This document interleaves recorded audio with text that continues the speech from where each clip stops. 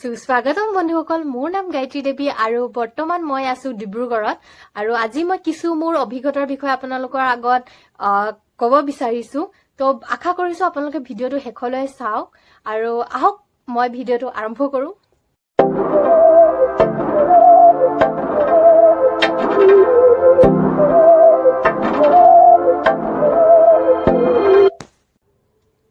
বহুতৰে মন বিজনেছমেন হোৱা আৰু বহুতৰে মন জব কৰা।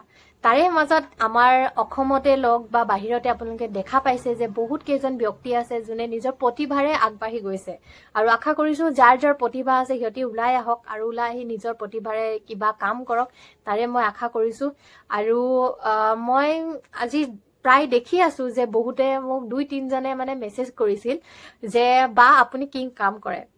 তো একচুৱেলি মই as a ground staff Delhi এয়াৰপৰ্টত জব কৰি আছিলো আৰু তাৰ বিষয়ে মই আজি আপোনালোকক ক'বলৈ ওলাইছো।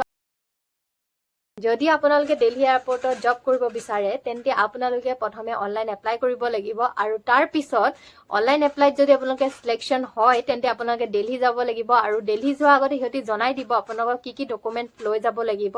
আৰু আপুনি হাই ছেকেণ্ডেৰী পাছ বা গ্ৰেজুৱেশ্যন হ'লেই হ'ব, তাৰ কোনো কথা নাই যে আপুনি ছেকেণ্ড ইয়েৰ পাছ কৰিছে তেতিয়াহে জবটো পাব বা গ্ৰেজুৱেশ্যন কৰিছো বা তেতিয়াই জব পাব। বাছ আপোনাৰ চেলেৰী অকণমান কম বেছ হয়। যদি আপুনি হাই ছেকেণ্ডেৰী পাইছে তেন্তে গ্ৰেজুৱেশ্যন কৰা ষ্টুডেণ্টতকৈ অকণমান কম পাব, ঠিক তেনেকুৱা হয়। চ' আপোনালোকে জইন কৰিব পাৰে। যিহেতু মই ক'লো আপোনালোকে ছেকেণ্ড ইয়েৰ পাছ কৰিব লাগিব নহ'লে গ্ৰেজুৱেশ্যন কমপ্লিট কৰিব লাগিব, তেতিয়া হয়তো বহুতে ভাবিছে যে মই ছেকেণ্ড ডিভিজন গৈছো, মই থাৰ্ড ডিভিজন গৈছো, মই জবটো পাম নাই বাৰু।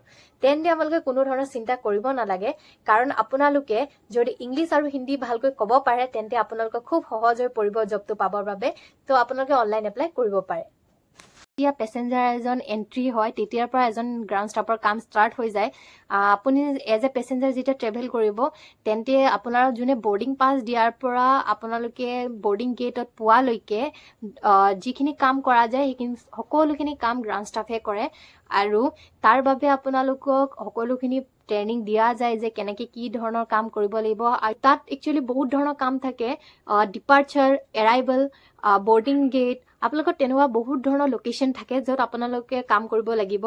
আৰু একচুৱেলি এটা জেগাতে আপোনালোকে সদায় কাম কৰি থাকিব নালাগে, কাৰণ প্ৰথম নতুনকৈ গৈ আপোনালোকে ফ্ল'ৰ ৱৰ্কিং কৰিব, পেচেঞ্জাৰ আপোনালোকক কুৱেশ্যন সুধিব, তেতিয়া আপোনালোকে সেইখিনি আনচাৰ দিব লাগিব। তেনেকুৱা ধৰণৰ বহুতখিনি কাম কৰিব লাগিব। তাৰপিছত লাহেকৈ আপোনালোকে চেক ইনত বহিব পাব বা বৰ্ডিং গেট আপোনালোকক শ্বিফ্ট কৰিব। ঠিক তেনেকৈ আপোনালোকৰ লোকেশ্যনবোৰ চেঞ্জো হৈ থাকিব, প্লাছ আপোনালোকে বহুত কথা জানিব পাৰিব।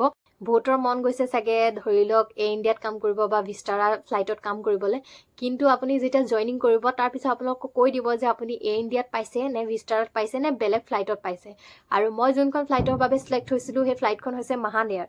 আৰু বহুতে হয়তো শুনাই নাই কাৰণ মই নিজে শুনা নাছিলোঁ। আৰু ইনফেক্ট মই এইটো নাজানো যে ফ্লাইটখন মানে দিল্লীৰ পৰা যায় ক'ত, ফ্লাইট নম্বৰ নেজানো, ফ্লাইটখন দেখিবলৈনো কেনেকুৱা সেইটোও নেজানিছিলোঁ মই একচুৱেলি।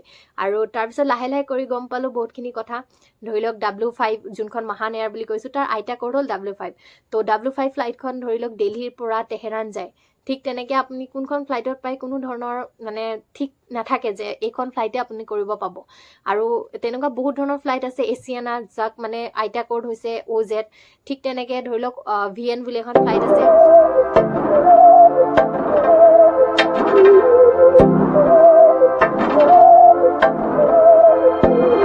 बहकी सभी जुबां है हम हैं हजारों में। গ্ৰাউণ্ড ষ্টাফৰ বিষয়ে যদি আপোনালোকৰ মনত কিছু প্ৰশ্ন উদয় হৈছে তেন্তে আপোনালোকে মোক কমেণ্ট বক্সত জনাব, মই সকলোকে ৰিপ্লাই কৰিম।